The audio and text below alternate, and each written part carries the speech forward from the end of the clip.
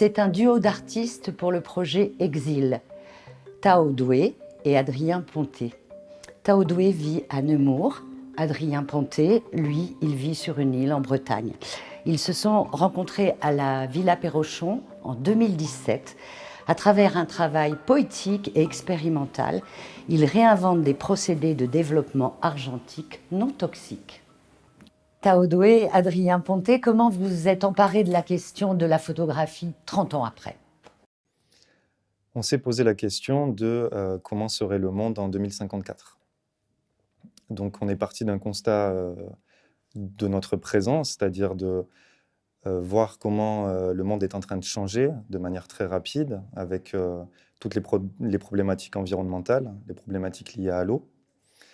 Et d'un point de vue purement photographique, la problématique liée à l'extraction de l'argent. On sait qu'au rythme actuel d'extraction, il reste à peu près 20 ans d'argent dans les mines. Et la photographie argentique fonctionne avec l'argent.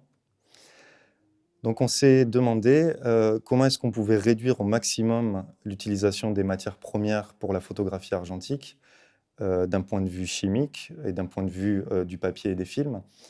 Et en fait, on a réinventé le laboratoire, on l'a dépollué au maximum en utilisant des plantes, de l'eau, du sel, et en utilisant des papiers et des films qui sont périmés, qui sont voués à être jetés, qui normalement ne devraient pas être utilisés. Peut-être tu veux dire autre chose. Donc on a tout un volet sur la question des ressources, de comment est-ce qu'on pourra continuer à produire de la photographie argentique dans 30 ans, sachant l'effondrement global dans lequel on est plongé en ce moment. Et on a tout un autre volet que ce travail nous a permis de commencer, qui est de réfléchir à la question du rapport à la vérité et comment est-ce qu'on peut alerter ou en tout cas entraîner des conversations, des discussions sur ces questions-là, sans passer par un travail documentaire. On s'est aussi dit qu'en 2054, les frontières entre les différents modes d'écriture photographique seraient forcément un peu plus floues, ou en tout cas que des auteurs comme nous tenteraient de faire des ponts entre des choses, et que ce n'est pas forcément via le documentaire qu'on pourrait amener des questionnements sur la question des ressources, sur la question du médium en tant que tel, quoi. Alors techniquement, pratiquement, là, vous avez parlé d'une invention d'un laboratoire, mais comment vous avez bossé tous les deux, surtout aussi, comment vous êtes départagé les tâches dans cette aventure, dans ce projet? Alors Tao avait commencé à travailler depuis de nombreuses années sur la question de la dépollution du laboratoire argentique. Donc il y a tout un travail qu'il avait déjà réalisé dans son coin, avec très peu de ressources, parce qu'en France, on a très très peu de gens qui font ce genre de pratique. Et ensuite, quand on s'est rencontrés à nouveau, parce qu'on se connaissait déjà, quand on a commencé à travailler ensemble, on a expérimenté ensemble au jour le jour. Donc on avait d'abord un travail d'écriture, mais tous les soirs, on essayait de développer nos films. Donc nous, on a commencé d'abord sur la question des films avant de penser les tirages. Donc très concrètement, Tao avait un ensemble de recettes qui étaient déjà élaborées, qu'on a testées, sauf que nous, on a aussi une contrainte, c'est de faire avec ce qu'on a. Quand on travaille quelque part, on voudrait faire avec les ressources auxquelles on a accès directement. Donc, moi, par exemple, j'ai des réserves d'eau de pluie chez moi. On a utilisé nos réserves d'eau de pluie, mais on a aussi utilisé uniquement les végétaux qui étaient directement présents chez moi. Donc concrètement, on a commencé par essayer d'extraire, de faire de la chimie, donc d'extraire des phénols des plantes qui étaient présentes chez moi, et avec les recettes déjà élaborées par Tao, les augmenter, faire des expérimentations, et tels des petits chimistes, prendre des notes au fur et à mesure, de voir ce qui fonctionne, ce qui ne fonctionne pas, et comme ça essayer d'avancer ensemble de ce côté-là. Parce que les prémices de ce projet, en 2022, donc, c'est Adrien qui me contacte. On s'était rencontrés en 2017, à Niort d'ailleurs. Adrien, à l'époque, était journaliste et moi, j'étais exposant ici. Et on était restés un peu en contact depuis, mais sans plus. Et en 2022, Adrien me dit qu'il a quitté la vie citadine, qu'il vit sur une île. Il ne me dit pas où. Et qu'il est seul sur cette île et qu'il m'invite à réaliser une résidence chez lui. Et donc, c'est là où moi, je lui fais la proposition, ou en tout cas, je lui explique de la manière dont je travaille et que je souhaite continuer à travailler de cette manière-là sur cette île. Et finalement, il avait écrit un projet et ce projet a été totalement effacé. On a travaillé ensemble. Il n'était plus dans l'écriture du projet, mais je l'ai invité à faire des prises de vue. Je lui ai appris à développer les films, à faire de la chimie à partir des plantes. Et donc, on a totalement expérimenté avec ce qu'il y avait sur cette île. De là, le projet est né. De là est né le projet. Vous pouvez me parler du titre du projet, Exil? Oui, bien sûr. Donc le travail, pour cette exposition à Niort, on a pensé l'exposition en 2 temps. La première partie de la première pièce du pilori, c'est une fiction qui mêle un travail d'écriture et un travail photographique dans lequel je suis mis en scène. En fait, j'ai un personnage, je joue un personnage qui est mis en scène. Euh, en fait, c'est très simple, c'est un exil, c'est l'histoire d'un homme qui se retrouve seul sur une île et qui regarde le monde s'effondrer de loin. Et à travers tout un travail poétique et de mise en scène, on a essayé j'ai essayé, et à travers un travail d'écriture aussi, on a essayé d'aborder des questionnements assez métaphysiques sur le rapport à la solitude, sur à la solitude matérielle, mais aussi à la solitude face à un monde qui s'effondre, à cette sensation d'empêchement, de non-prise en fait sur le monde. Et donc l'exil, il est littéral, c'est-à-dire que c'est un homme qui se retrouve exilé sur une île. Voilà. Et cette fiction raconte de façon assez poétique et assez métaphysique l'exil de cette. Si je comprends bien, il y a de l'écriture, des mots écrits dans votre travail. Entre vous qui écrit, est-ce qu'il y a comme ça une répartition aussi des rôles? Il y a une répartition des rôles. D'un point de vue photographique, Adrien a produit de la photographie, il a produit du tirage. Pour ce qui est de l'écriture, qui va être dans la première salle du pilori, c'est Adrien qui a écrit les textes. Et ce dont tu commençais à parler, c'est ce qu'il y a dans la deuxième pièce aussi, enfin, tu l'as évoqué. La deuxième pièce va être un espace où on va exposer toutes les recherches, de manière chronologique. Quand est-ce que ça a démarré, comment les choses se sont élaborées petit à petit.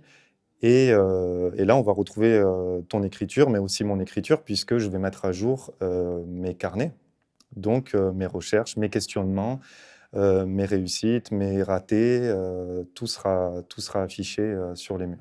Voilà, donc j'ai porté l'écriture fictive, j'ai porté la narration du projet, et on a collaboré pour le reste, mais Tao est un expérimentateur. Il fait des expérimentations depuis très longtemps, donc il a beaucoup de carnets, beaucoup de notes. Et l'idée était aussi qu'il écrive sur ces recherches-là. Cette collaboration est nouvelle, hein, entre vous deux. Tout à fait. Ce projet-là, initié par la Villa Perrochon, va-t-il donner des petits, j'allais dire, à nouveau, des travaux en duo de cette façon ou pas? Ou est-ce que ça a aussi permis pour vous d'avancer dans certains secteurs de vos recherches, de vos idées? C'est tout à fait nouveau pour nous de travailler à deux de cette manière-là. C'est donc un duo qui est né, un duo d'artistes. On s'est mis à collaborer, à créer ensemble. Les rôles se sont mis en place de manière tout à fait naturelle. Et par rapport à la suite de ce projet, ou en tout cas d'autres projets, oui, quelque chose vient de naître à Niort. Quelque chose est né sur ton île, mais quelque chose de plus vient de naître ici, parce que le montage d'une exposition, c'est pas la même chose que la création à part entière de la prise de vue photographique, on va dire. Et là, c'est une étape supplémentaire, c'est un pas de plus. Et puis surtout, on montre au public. Quand on fait des photographies, qu'on fait nos tirages chez nous, qu'on numérise les négatifs, ça reste très confidentiel, très privé. Là, on dépasse une étape puisqu'on va montrer au public ce qu'on a fait ensemble. Donc oui, ça marque quelque chose et ça annonce une suite. Cette exposition, elle arrête un moment de nos recherches, mais on n'est pas du tout au bout de nos recherches. On a réussi beaucoup de choses à travers cette exposition. Je pense que spectaculaire, si on peut dire, c'est de ne pas utiliser de fixateur industriel. Donc on a réussi à fixer des images qui peut-être disparaîtront dans 30 ans, peut-être pas, peut-être qu'elles resteront, ça dépend de leur soumission aux rayons UV, ça dépend de tout un tas de facteurs. On n'a aucune certitude sur la durée de vie de ces images, mais en tout cas, cette exposition, elle arrête, on montre l'état de nos recherches en 2024 pour cette édition des rencontres de la jeune photographie internationale, mais c'est que le début de notre collaboration. Je pense que ça marque la création d'un duo, mais ça marque aussi des accointances politiques très fortes sur la question des ressources, sur la question de la production de l'image, mais aussi sur le rapport qu'on a à la fiction, et aussi sur ce qu'on aimerait continuer à travailler, c'est les liens entre écriture fictive et photographie. Donc cette édition, c'est le début de notre collaboration et de notre... Et une dernière chose tout de même, vous avez évoqué le public là, et les liens entre vous, artistes, et le public qui est là en ce moment, dans la salle, en train de regarder et cette image sur écran et vos travaux.